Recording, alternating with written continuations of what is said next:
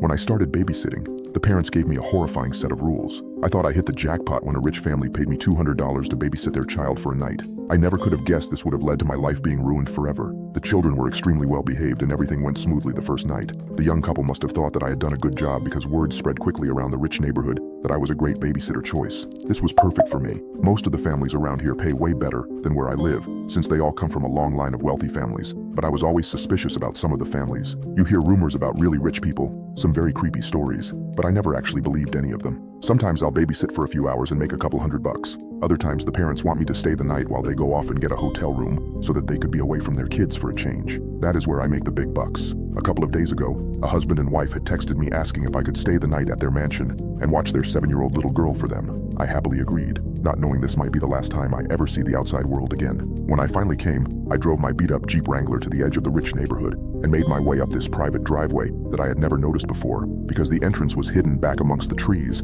that surround the entire north side of town. I drove up this steep, winding driveway for what seemed like 10 minutes before I finally saw the house come into view. Out of all the houses I babysat at, this was hands down the most gorgeous one I've ever seen. I hoped I would get some good money for this. I got out of my car and made my way up to the front porch where I knocked on this gigantic wooden door. A few seconds later, a beautiful woman in her mid-30s answered and introduced herself as Mrs. Collins. She called her husband down, and shortly after, an extremely handsome man, also in his 30s, came walking down the grand stairway, holding an adorable little girl in his arms. The couple seemed very anxious to leave, and even though they were both gorgeous people, I could tell that underneath all of their beauty, they were both extremely tired and haggard from having to keep up with their 7-year-old. They were obviously very excited about having an entire night to themselves and couldn't wait to get out of there as fast as they could. When Mr. and Mrs. Collins left, however, Mrs. Collins handed me several pieces of paper and told me that she had written down a couple of instructions for me to follow throughout the night. She stressed to me how important it was to follow her instructions, and I assured her that I'd give them a look. I waved to the pretty young couple as they made their way down the driveway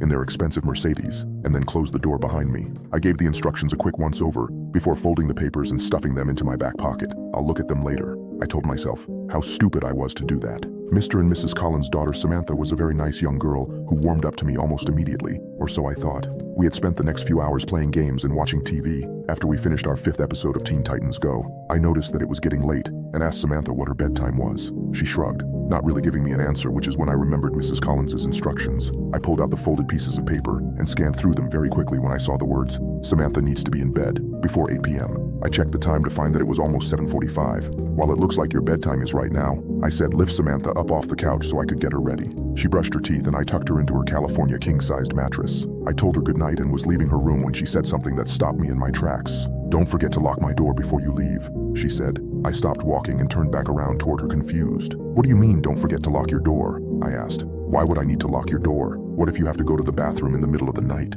She looked at me innocently and shrugged her shoulders again. "I don't know, but Mommy always locks my door before I go to sleep. She says she does it to protect me and herself. I don't remember what happens after I fall asleep, but Mommy says that I always try to leave my room at night, which is a bad thing." I looked at her dumbfounded. I didn't know what to say. What sort of parents would lock their child in their room at night? Mommy told me that she would leave instructions for you to follow, and locking my door is one of them. She said I had forgotten to read the rules. "Oh, okay, Samantha, I'll lock your door." "Good. Good night, sweetheart," I stammered. She gave me a big smile and rolled over in her bed. I closed her door and noticed that there was a latch drilled into the doorframe that would allow someone to lock it from the outside. I closed the latch and then walked back downstairs so I could read the rest of Mrs. Collins' instructions. When I had first seen the pieces of paper, I was under the impression that they were just instructions that told me what shows Samantha is not allowed to watch or how to operate the surround sound. After I started reading them, though, I realized that I was wrong. I was completely and utterly wrong. I started reading Hello Annie. "I'm so glad that you agreed to stay the night and babysit Samantha for us. She's such an angel, and I'm sure that the both of you will get along very well. I know that our house might seem old and scary, but don't worry because nothing bad will happen to you as long as you follow some simple instructions.